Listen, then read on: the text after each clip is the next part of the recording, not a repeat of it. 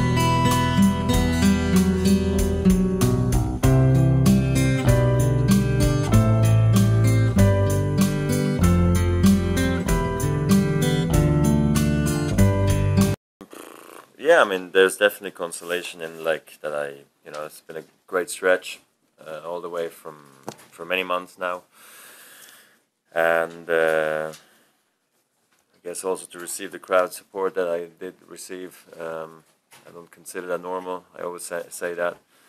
Don't want to say it feels like you're winning as well, but I felt like I was sort of up in the score. They kept me going, and that's also definitely one of the big reasons I still keep playing, because of these moments, goosebump moments. It's great.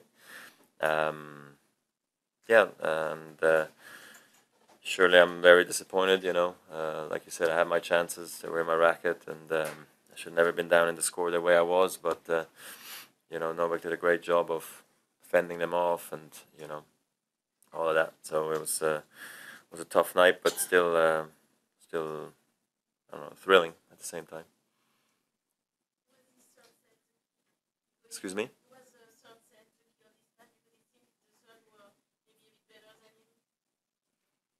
Yeah, 3rd and 4th, really.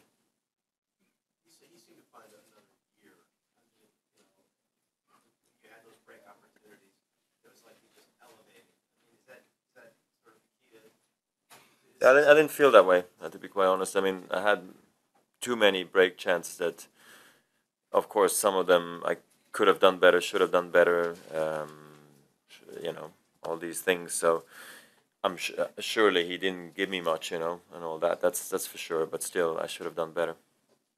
Was the rain delay and the change of start time to August? No, no. I mean, that's part of the game. That's what we do. I felt like they communicated well enough with us what was going on. Yeah, I mean, the good thing is when there's a rain delay at this stage of the tournament, I mean, obviously there's some pressure involved, but at the same time, wherever you are, it's very quiet rather than first match of the tournament where there's just like 1,000 people everywhere where you can't even get like 2 square meters for yourself. Roger, the year has not ended, but and you've already reached the last 2 Grand Slam finals. So how do you match these results? Of course, it's always better to win, but how do you match these results, these achievements, compared to your expectations and targets and goals at the beginning of this year? Yeah, I mean, I think I'm playing a good year, you know. I'm playing good tennis. I'm happy with where my level's at. I'm able to be, you know, consistent, very consistent, and I'm able to beat the best players regularly. Cincinnati obviously was a great feeling, beating world number 1 and world number 2 the same week. I don't think I have done that before. But then, of course, there's also disappointment, you know. I lost too many times in finals, but at the same time I did win my tournaments, the ones I was supposed to, or when I got there I was very happy the way I was playing, and like you said, the year's not over yet, it keeps going, and usually I do have a good strong finish to the season, and I hope I can repeat that again.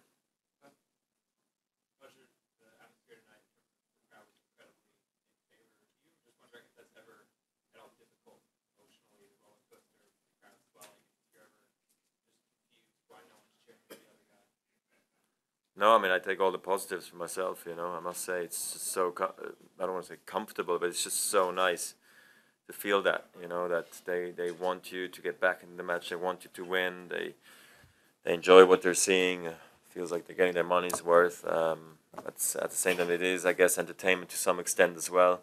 It's a great battle, you know, and I'm happy that the people stayed after the rain delay, and that they were right there when I needed them till the very, very end, you know. So, of course, there's a letdown and disappointment that I couldn't push it 5-all, and then who knows what happens, but I should have never been down in the first place, 2-1 and 5-2. That was the bummer there. With the half roof, was it louder than you've ever heard? I'm wondering if it's a different noise at night now with that crowd. Hard to say. They were unbelievable tonight. Were they better than ever? Possibly. Was it louder than ever? Maybe. You know, it was unreal. But I've heard loud New York crowds before. So, yeah. Roger, you said something interesting on court. You said that a match like tonight's match, you learn so much about your tennis and yourself. I know you just stepped off court, but can you reflect a little bit about that and what you did learn? Well, I mean, usually you learn more when you lose. Just in the sense that you analyze them harder, deeper, at times, not always. Sometimes you just walk away and just you forget about it. But, you know, I think in especially best of 5 set matches, ones that, you know, exceed 2.5, 3.5 hours, you know, you go through some ups and downs naturally. You know, you can't play 2 perfect points every single time. So naturally you're going to, you know, have to battle. And that's where you learn a lot about your game, about your attitude, about your fitness.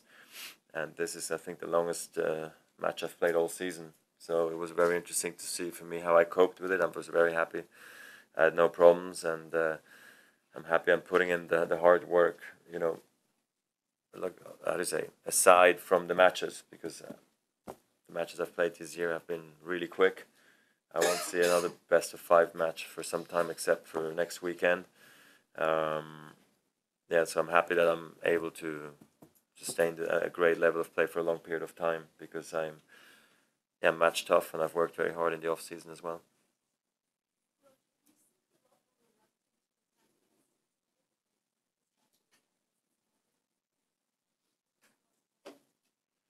Well, I'm feeling confident doing it, you know, and I think it was the right game plan. Just execution sometimes was missing in some crucial moments, but other than that, I think I played a good match, you know.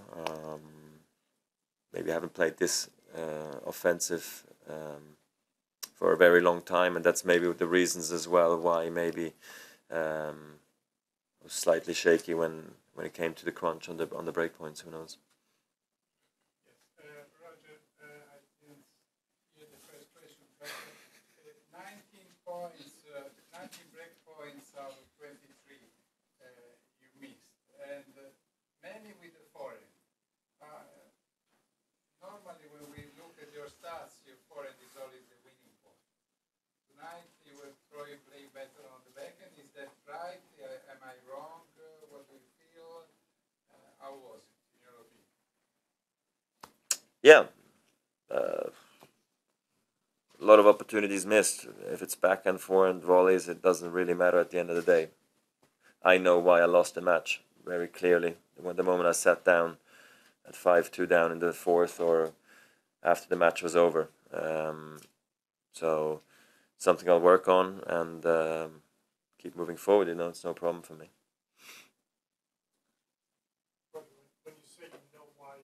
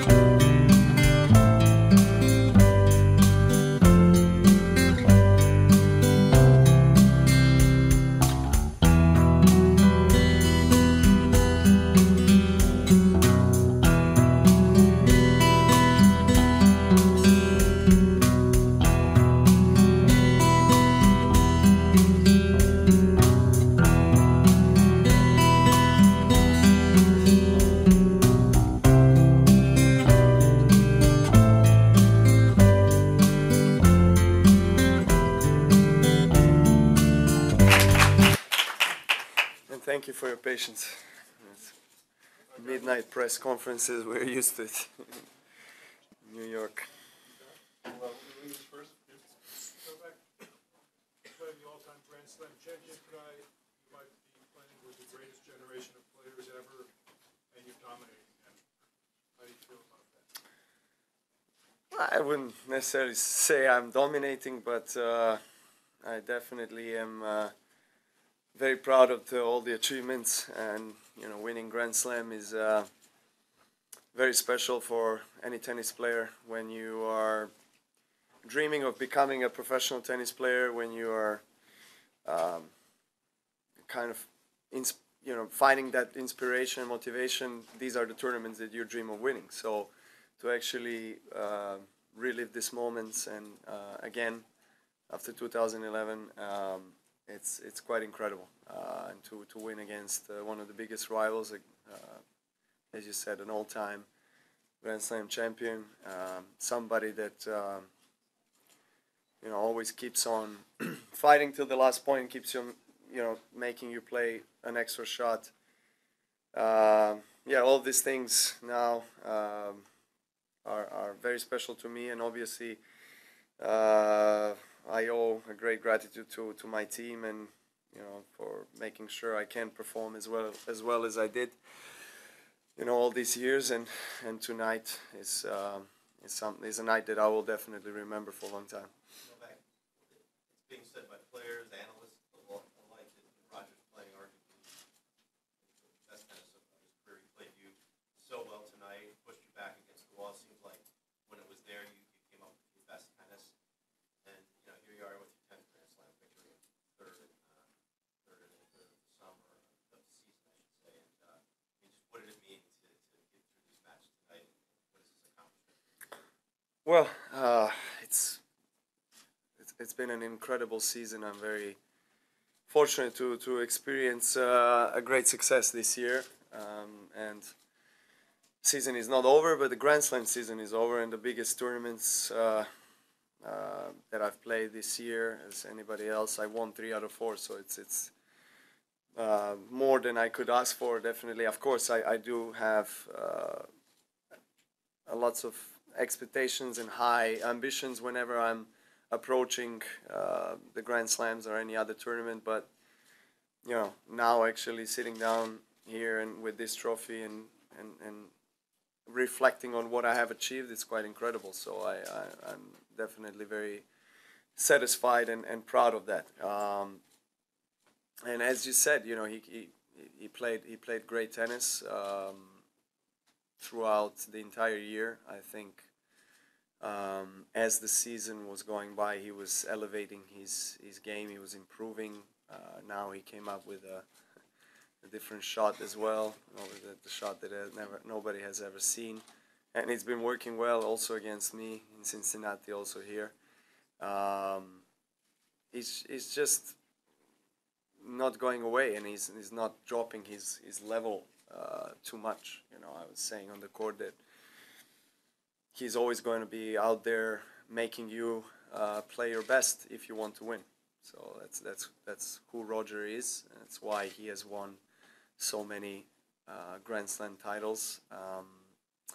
And I knew that coming to the court. I knew he's going to be aggressive. He's going to try to disrupt my rhythm, and he's going to put a lot of variety in his game: slice, chip and charge, come to the net, a serve and volley, which he did. But I was ready for it. You know, I was ready for the battle. That's what it was. 3 hours, 20 minutes. We pushed each other to the limit, as we always do. It's an ultimate challenge that I can have now, winning against Roger back-to-back finals in Wimbledon and here US Open. It's tremendous. I'm really proud of it. Novak, everybody was always talking about your magic 2011. This year you made not just 3 slams winning, but also a final, which you didn't do in 2011. What can you say that it's more difficult now to do a repeat? I mean, to do a second time than the first one? And also, I appreciate the fact that at the end of your on the ceremony, you didn't say anything about the public. Because today you had the crowd against you as I've never seen any. Only Davis Cup maybe some matches, and it was, I guess, very difficult. Can you say something about that? Well, the first question, yes, I think it's definitely more difficult to repeat something like that than actually doing it for the first time again. I'm a different player. I'm a different person today than I was 2011.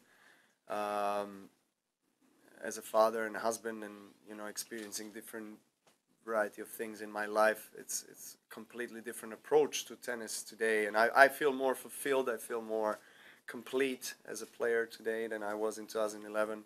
Physically stronger, mentally more experienced, and I would say tougher as well, and trying to use the experience from before into every, you know, match that I play, and especially the big ones like today. You know, I think being in this situation before helped me to understand particular obstacles that are on the way and how I need to overcome them, which I did tonight. And regarding the crowd, look, I mean, you know, there was a lot of support for Roger. There was some for me. I mean, for sure, I tried to focus on the ones that were supporting me, but I can't, you know, I can't sit here and criticize the crowd. On the contrary, I was, you know, I think it's logical to expect that somebody, a great player and a champion like Roger, has the majority of the support anywhere I play him. You know, I would say super majority of places around the world are gonna give him that support. Now, percentage-wise, more or less, I don't know. I'm not there to judge who is supporting more or less. I'm there to play tennis, and I accept the fact, everybody has a choice to support a player that they want to support, and he absolutely deserves to have the support that he does because of all the years and success that he had and the way he carries himself on and off the court. I mean, no question about it. And me, I'm there to earn the support, and hopefully in the future I can be in that position.